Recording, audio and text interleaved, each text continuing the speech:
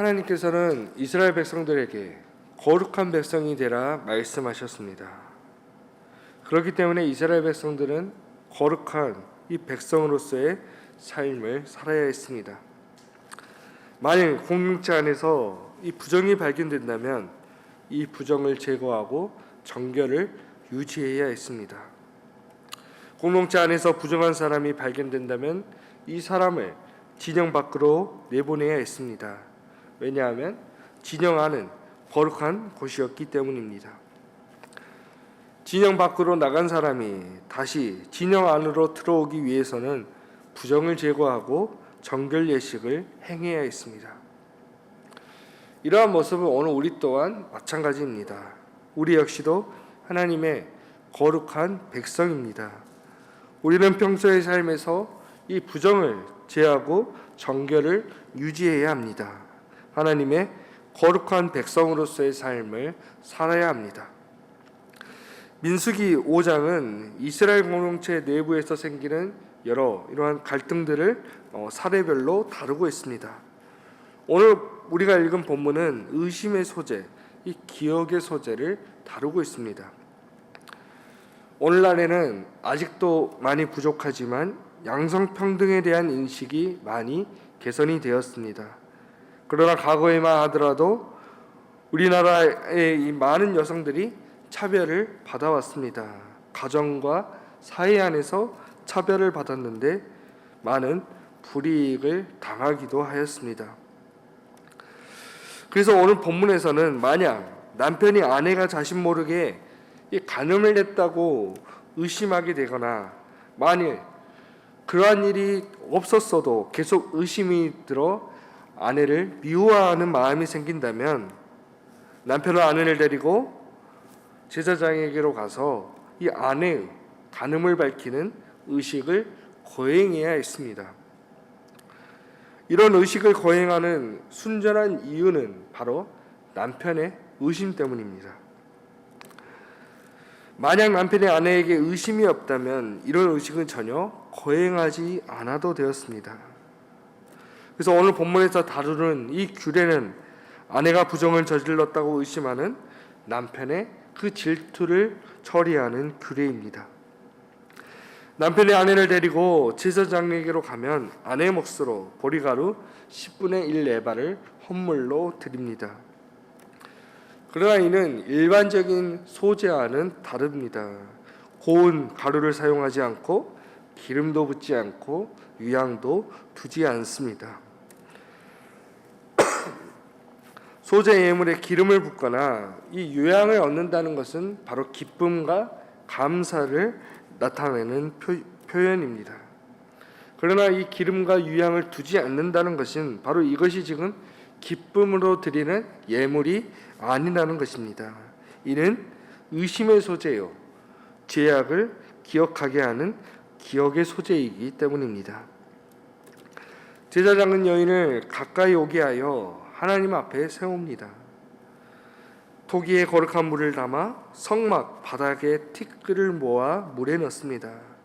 이는 이제 저주가 되게 하는 쓴물인데 우리가 23절의 말씀을 보면 제사장이 저주의 말을 두루마리에 써서 그 글자를 이 쓴물에 빨아 넣었습니다.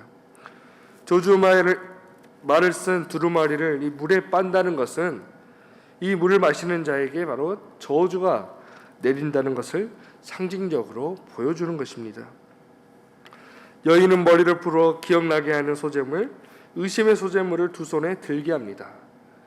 여기서 이 여인이 머리를 풀었다는 것은 지금 자신이 하나님 앞에 죄인임을 표시하는 행동입니다.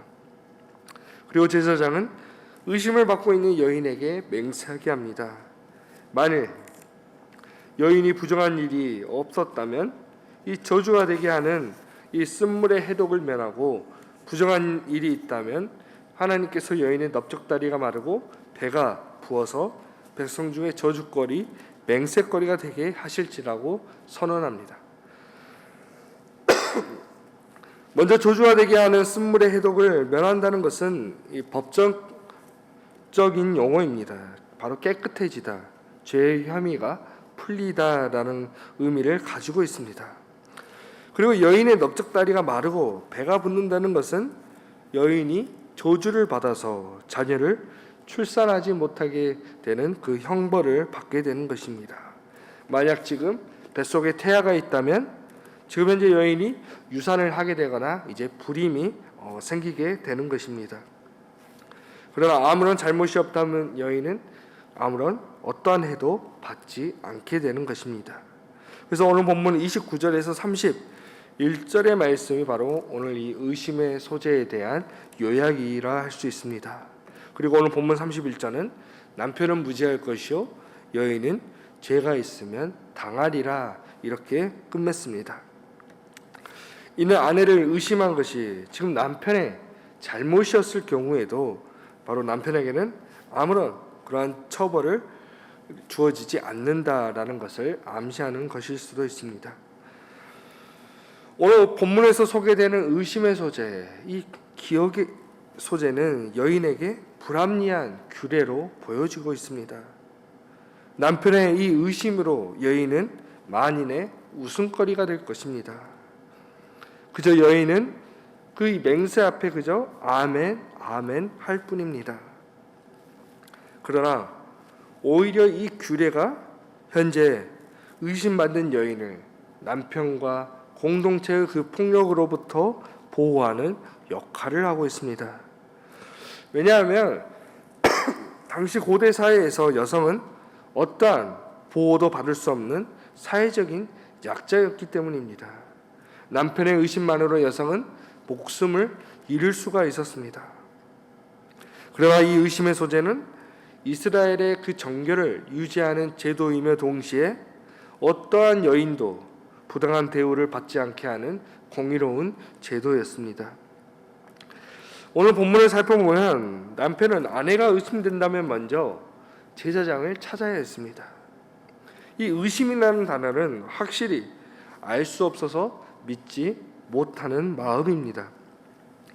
그래서 본문에 나오는 의심이라는 이러한 단어를 직역한다면 바로 이 질투의 영입니다. 결국 공동체 사이에 의심이 생긴다면 그 공동체는 균열을 일으킵니다. 가정에 의심이 생긴다면 그 가정은 건강하지 못하고 무너지게 될 것입니다. 역시 부부 사이에 의심이 생긴다면 이제는 서로를 의지하지 않고 서로를 믿지 못하게 될 것입니다. 결코 하나님께서는 이러한 의심으로 한 가정을 깨뜨리지 않게 하십니다. 이러한 의심을 해결해 줄 방안을 주셨습니다. 그것이 바로 오늘 의심의 소재입니다. 또한 동시에 의심의 소재는 당시 여성들의 그 인권을 보호하는 법이었습니다. 나 자신은 결백하지만 이 남편의 의심으로부터 받는 그 비난과 모멸감으로부터 자유롭게 하는 규례였습니다. 레위기를 보면 하나님께서는 당시 사회적인 약자를 보호하라 명령하십니다. 이처럼 하나님께서는 당시에 천대받았던 여인들이 일상에서 보호받을 수 있는 그 법을 제정하신 것입니다. 오늘 우리가 속한 공동체 역시도 이러한 정결을 유지해야 합니다. 또한 우리 역시도 하나님의 거룩한 백성답게 살아야 합니다. 만약 우리 안에 의심이 생긴다면 오늘 우리는 그 사람을 제대로 볼 수 없습니다. 의심의 눈에 사로잡혀서 그 사람의 본래의 모습을 볼 수 없고 그를 더 이상 믿지 못할 것입니다. 때론 우리는 그 사람을 정죄할 것입니다. 우리 공동체 안에서 그를 웃음거리로 만들 것입니다. 그런데 오늘 본문에서 보이는 이 남편의 질투는 동시에 하나님의 질투를 나타내고 있습니다. 왜냐하면 우리가 잘 알듯이 민수기 25장을 보면 이스라엘 백성들이 우상 숭배를 하는데 이거를 이스라엘 남자들의 간음과 결합시킵니다. 그래서 오늘 본문에서 핵심이 되는 주제는 용서와 회복입니다. 우리가 요한복음 4장을 보면 예수님께서는 야곱의 우물에서 사마리아 여인을 만나십니다. 그녀에게는 딱한 사정이 있었습니다. 예수님께서는 여인에게 바로 자신이 메시아라는 사실을 선포하셨습니다. 이 민수기 5장에서 간음으로 의심받았던 여인에게 주어진 이 쓴물이 지금 신약의 복음서에 와서는 바로 살아있는 생수가 되었습니다. 예수님께서 주시는 생수 또한 죄를 분별하고 진리를 밝히지만 바로 어느 우리에게 용서를 베푸는 그 생수입니다. 이렇게 여인이 마시는 물은 자신의 결백을 밝히는 물이고 자신의 지위를 회복시키는 물입니다. 주님은 오늘 우리에게도 이 물을 주십니다. 우리는 늘 광야와 같은 인생길을 걸어갈 때 우리 앞에는 많은 시련이 있습니다. 때로는 우리의 신앙을 위협하는 것들이 존재합니다. 우리는 이런 시련 속에서 우리의 공동체 안에 균열이 발생하기도 합니다. 그러나 오늘 우리는 우리의 삶 속에서 우리가 속한 공동체 속에서 이 정결한 삶을 살아가시기 바랍니다. 늘 언제나 하나님의 거룩한 백성으로서 서로를 의심하거나 서로를 헐뜯거나 서로를 웃음거리로 만드는 것이 아니라 늘 언제나 하나님의 거룩한 그 백성으로서 거룩한 삶을 살아가시는 우리 청읍중앙교회 성도님들이 되시기를 주님의 이름으로 축원합니다. 기도하겠습니다.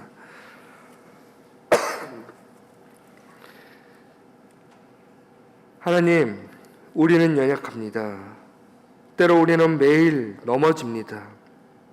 그러나 오늘 우리가 넘어지더라도 다시 일어서게 하여 주옵소서. 우리의 신앙을 위협하고 서로를 의심하게 만드는 세상 속에서 나 자신을 지키고 하나님의 백성으로서의 그 거룩함을 지키게 하여 주옵소서. 오늘 하루도 주님의 인도하심을 구합니다. 세상 속에서 살아가는 우리 교우들에게 언제나 살아 역사하시는 주님의 그 생수를 주시고 늘 주님의 말씀만을 의지하여서 이 세상 속에서 오직 믿음으로 승리하는 삶을 살아가게 하여 주옵소서. 주 예수 그리스도의 은혜와 하나님의 사랑과 성령님의 사귐이 하나님의 백성으로서의 언제나 거룩함을 지켜 나가기 위해 결단하는 성도들에게 지금부터 영원토록 함께 하시기를 간절히 축원하옵나이다. 아멘.